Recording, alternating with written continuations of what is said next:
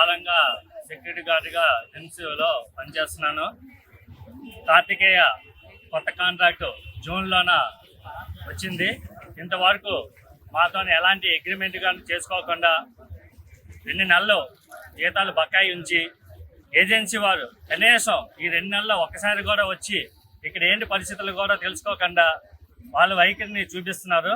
మేము అందుకనే సెక్యూరిటీ అందరూ కూడా కలిసి ఈ యొక్క కార్యక్రమాన్ని చేస్తున్నాము.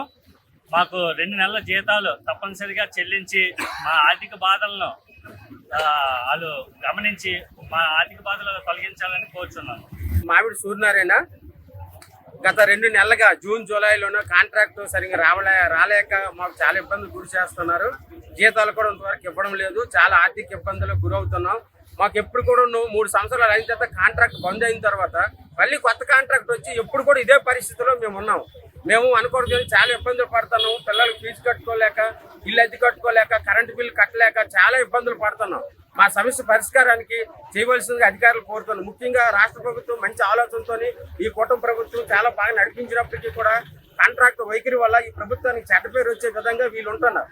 దీనివల్ల మేము ఇబ్బంది పడుతున్నాం. ప్రభుత్వం మంచి కార్యక్రమాలు చేసినప్పటికీ కూడాను ఈ కాంట్రాక్ట్ వల్ల చాలా ఇబ్బందులు గురవుతున్నాయి. ఇంతకుముందు పాత కాంట్రాక్ట్ కూడా ఇలాగే చేసి ఆ ప్రభుత్వానికి వెనక్కి పెట్టేసి ఓడించి సహకారం చేశారు. ఈ కాంట్రాక్టుల వల్ల చాలా ఇబ్బందిగా ఉంది. మేమందరము కూటమి ప్రభుత్వానికి గత ఎన్నికల్లో మన 2024లో అందరము ఓట్లేసి సంఘీభావ తెలిపి అత్యధిక మెజార్టీతో కూటమి ప్రభుత్వానికి నడిపించాం.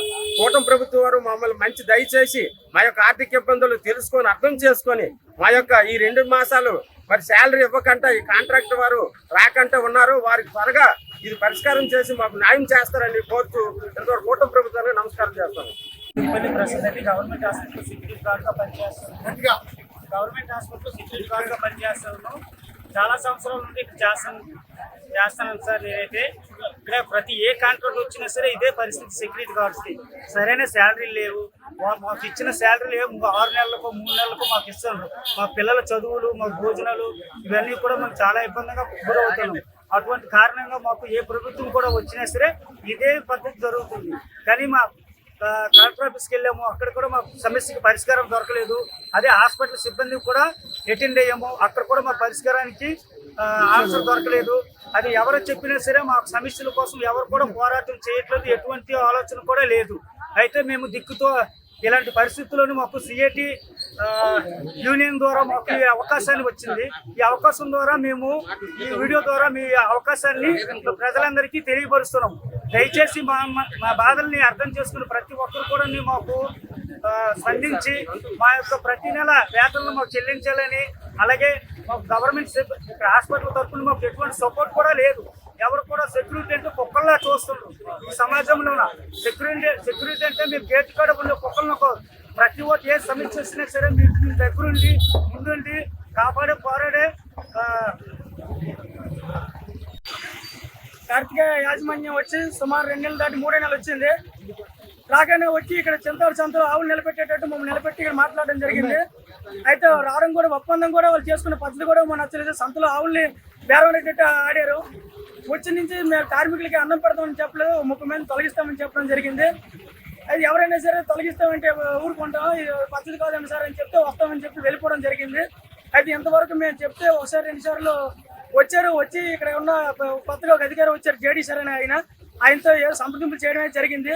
చేసి మళ్ళీ 3 నెలలు అవుతుంది కానీ రాలేదు. అయితే మేము ఏదో ఫోన్ చేస్తే మీకు ఇప్పుడు మండుతుందా అంటున్నారు తప్ప వచ్చే సమాధానం అయితే లేదు. కానీ ఇప్పటికి మేము డ్యూటీలు అయితే మేము తప్పకుండా చేస్తున్నాం. ఏదైతే సిరిగిపోయిన బట్టలతోనే పాత యాజమాన్యం ఇచ్చిన బట్టలతోనే డ్యూటీ అయితే చేస్తున్నాం. ఏ డ్యూటీ చేయని జీతాలు లేనప్పుడు 3 నెలలు మా ఇంటి దగ్గర కూడా పరిస్థితులు ఇబ్బంది పడుతున్నాం. చిన్నపిల్లలు స్కూల్కి వెళ్ళడానికి కూడా పరిస్థితులు లేదు. కానీ మేము ఇక్కడ కడుపు మంటతోనే డ్యూటీలు చేస్తున్నాం. అయితే సుమారు ఇక్కడ బెడ్స్ 600 పడిపోయాయని చెప్పారు. కానీ ఈరోజు ప్రభుత్వం ఏంటంటే ఇక్కడ 950 బెడ్స్ ఉన్నాయని చెప్తుంది. మిగతా 350 బెడ్స్ నాగేవాళ్ళు నిధులు పడేసారంటే మాకే తెలియట్లేదు. కానీ యాజమాన్యం ఏంటంటే మరి డాక్టర్స్ పెంచారు, నర్సులు పెంచారు, ఎంఎన్ఓలు పెంచారు, సెక్యూరిటీని తగ్గించడం ఏంటి? మరి కూటమి ప్రభుత్వం సిగ్గుచేటని మేమైతే భావిస్తున్నాం. ఇక్కడ ఎంపీలు కానీ ఎమ్మెల్యే కానీ మినిస్టర్ కానీ ఎవరు పట్టించుకోవట్లేదు. శ్రీకాకుళం వెనకబడింది అంటున్నారు కానీ వీళ్ళ వల్ల వెనకబడిందని మేమైతే భావిస్తున్నాం. ఇప్పటికైనా ఇక్కడ నాయకులు కానీ రిమ్స్ అధికారులు సిగ్గుసారం ఉంటే మా యొక్క సమస్యను పరిష్కరించాలని కోరుతున్నాం. ఇట్లు సిఐటి యూనియన్. నా పేరు వెంకట సతీష్.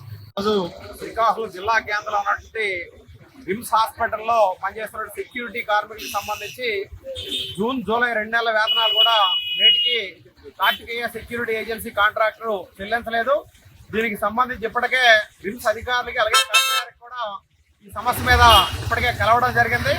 ఈరోజు కార్మికులు పనిచేయడానికి సంబంధించి వేతనాలు పేమెంట్ ఆఫ్ వేజ్ యాక్ట్ ప్రకారం కూడా 7వ తేదీలోపు వేతనాలు చెల్లించాలని చట్టంలో పేర్కొన్నప్పుడు కూడా 2 నెలల నుండి కూడా వేతనాలు చెల్లించకపోతే రిమ్స్ అధికారులు కానీ లేదంటే జిల్లా అధికారులు కానీ కాంట్రాక్టర్ని ఎందుకు మీరు ప్రశ్నించట్లేదు, కాంట్రాక్టర్ ఈ రకంగా కార్మిక చట్టాలు ఉల్లంఘిస్తున్నా సరే ఇంత నిర్లక్ష్యంగా ఉండడం సరికాదని చెప్పి సిఐటిగా తీవ్రంగా ఖండిస్తున్నాం. ఎందుకంటే ఈరోజు జూలైలో అంటే స్కూల్స్ రీఓపెనింగ్ అయిన నేపథ్యంలో పిల్లల కుటుంబ సభ్యులందరూ కూడాను ఆర్థిక సమస్యలు వస్తాయి. ఎందుకంటే పిల్లల ఫీజులు చెల్లించడం కానీ అలాగే ఇతర ఆర్థిక అవసరాలు ఉన్న నేపథ్యంలో ఒక నెల వేతనం లేకపోతే అల్లాడిపోతున్న ఉద్యోగులకి ఈరోజు 2 నెలల నుండి సెక్యూరిటీ కార్మికుల వేతనాలు లేకపోతే వారి కుటుంబాలు ఏ రకంగా బ్రతకాలని చెప్పి మేము ప్రభుత్వాన్ని ప్రశ్నిస్తున్నాం. ఈ జిల్లాకు సంబంధించిన మంత్రులు కానీ అలాగే స్థానిక ఎమ్మెల్యే గారు కూడా జోక్యం చేసుకొని కాంట్రాక్టర్ వెంటనే పిలిపించి ఖచ్చితంగా కార్మికుల వేతనాలు చెల్లించే విధంగా చర్యలు తీసుకోవాలి. అలాగే రిమ్స్కి సంబంధించి సూపరింటెండెంట్ గారు కానీ లేదా జేడీ గారు కానీ వెళ్ళకూడదు. ఏంటంటే పని చేయించుకోవడం తప్ప కార్మికులకు సంబంధించిన సమస్యల మీద పట్టించుకోకపోవడం కరెక్ట్ కాదు. ఎందుకంటే ప్రిన్సిపల్ ఎంప్లాయర్ గా రిమ్స్ యాజమాన్య బాధ్యత వహించారు.